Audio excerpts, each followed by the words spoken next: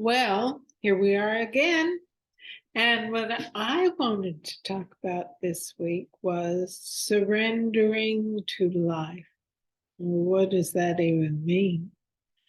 It means following our deeper, heartfelt knowing in every situation. Bill's got a lot to say, so I'll let him take it from here.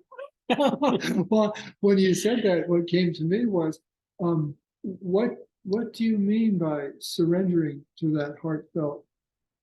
Can you explain that? Yeah, rather than living from this busy inner dialogue that really takes us nowhere but to more of the inner dialogue, is settling whenever we have a difficulty and checking into our heart knowing as to what is the right path next. Like, think of the animals in the forest. When they get lost, they don't rush here and there and try to figure out some immediate solution. They pause. They just stand where they are. And then they get a direct knowing of the way to go in life, just like us, if we give that a chance. Meaning, if we give ourselves a chance to settle out of this busy mind, we can then connect with the intelligence of the universe to lead us to our next best action. And so surrendering isn't giving up and just, I can't do anything, I have to surrender. What I hear you saying is you're surrendering, trying to control life with your thinking. You're surrendering all that personal thinking, your mental narrator, dialogue, problem solving. Yeah, because where does it lead us anyway? No place great. I lived that way for so many years. I'm so blessed now that I surrender and trust life totally.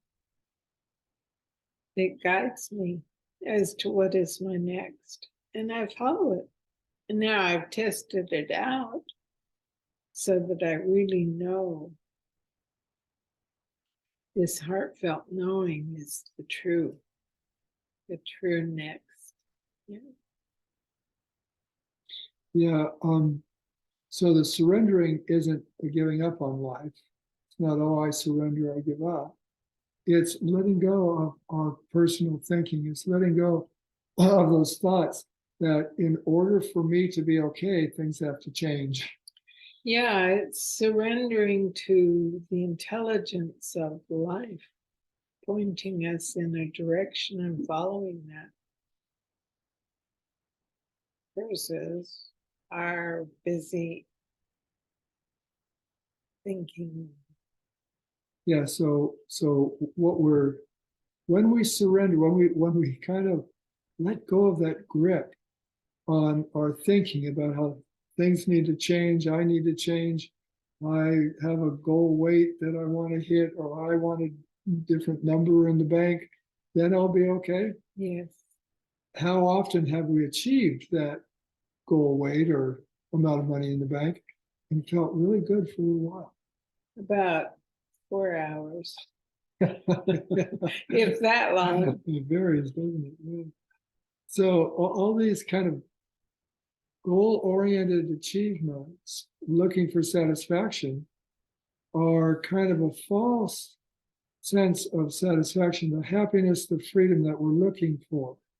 All of these goals I used to make always held the promise that when that happens, then I'll be okay. In a way, I would think, that happens, then I can relax.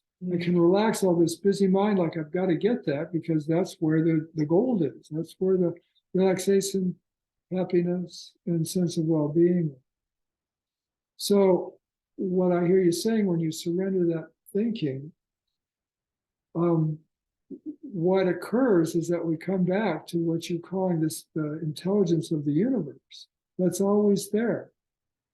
And I think when I look back at my life, there were lots of times when I thought, this shouldn't be happening. I don't want this to happen. This is the source of my distress, depression, anger, whatever.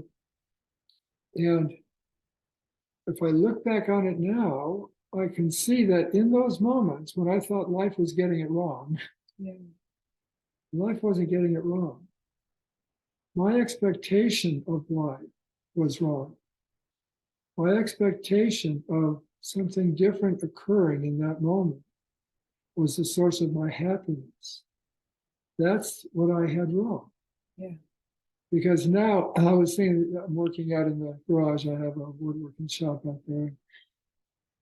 Got a project going on, and I had it all set up, and I cut this piece of wood and I went to put it in, and it was like an inch short. That in the past would sometimes just, I would be so hard on myself. You idiot, you know the thing, measure twice, cut once, and I'd make it all about me, and this shouldn't have happened. And now it's like when that happened, it was so refreshing, actually. I went, oh, look what I did. I've done that before. Sometimes instead of marking it at 33 and a half, I measure it at 32 and a half and make a mistake. Have to redo it. But now, instead of getting upset with myself, like there's something wrong with me, I've got to get my edge together. I've got to be more conscious, whatever the story is.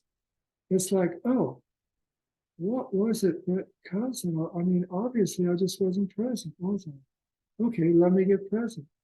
Yeah, and when we're not present, we're in this thinking mind, usually. Yeah, Yeah. that's what it is. So now if I start to feel frustrated or angry, it's like, oh, what's going on?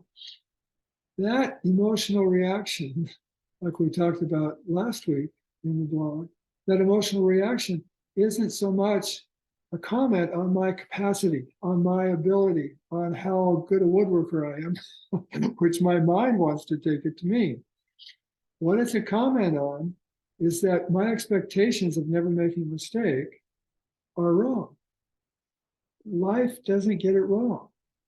And if I'm not present, especially around saws and power tools, it's very important, then something's going to go off. And I go off to remind me that I'm just not as present as would be valuable. I'm not really aligned with what Connie's talking about, this intelligence of the universe, this flow, which when I don't get, when I'm not thinking that things need to be different than the way they are, what's left is me aligned with that intelligence, that flow in life. And it's interesting because my woodworking these days is so much more in that flow.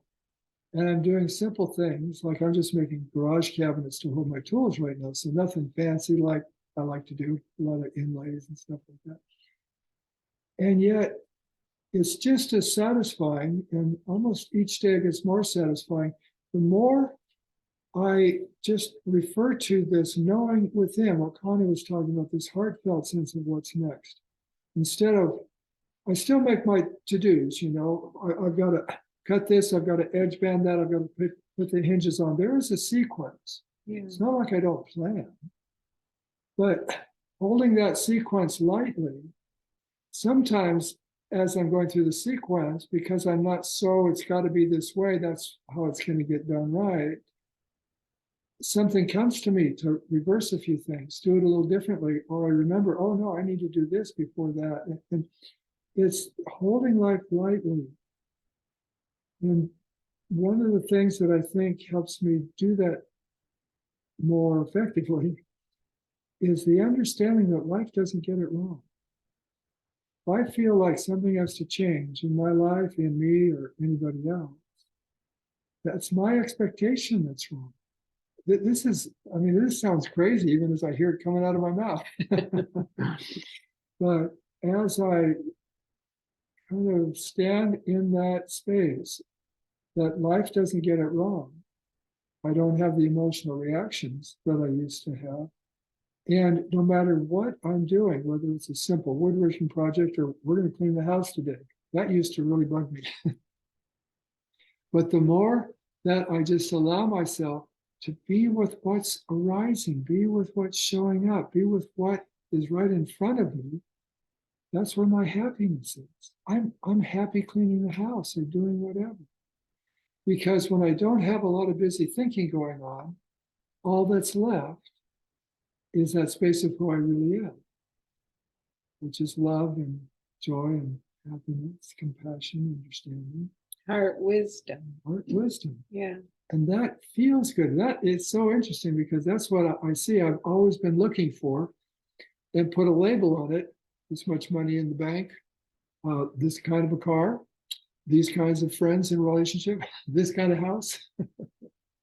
And, there's nothing wrong with that amount of money in the bank or this house or that car or whatever. But understanding they are not the source of my happiness allows me to enjoy them even more. That's true. In the present. Mm. And it's that presence free of something's not quite right yet. I've got to change something because life might get it wrong. Being free of that, all the things that I've achieved are so much more enjoyable. Yeah, that's well put. Yeah. Surrender. Surrender to the wisdom of life. If you just take a moment and reflect on nature, how perfect everything is. And nature is just an expression of this beautiful heart wisdom. And we are too. So as we align more and more with that settled, quiet place within and let that guide our activity and actions, we have a whole new life that is so precious. Want to talk about a recipe? Yeah, recipe. Chakalaka. This is a recipe of South Africa, and it's beans and veggies over a baked yam. Oh, it is delicious. I think you'll like it. And yeah, give it a go. We had it for lunch yesterday. Really good. Okay, thanks everybody. Thanks for joining us. being with us. See you next week.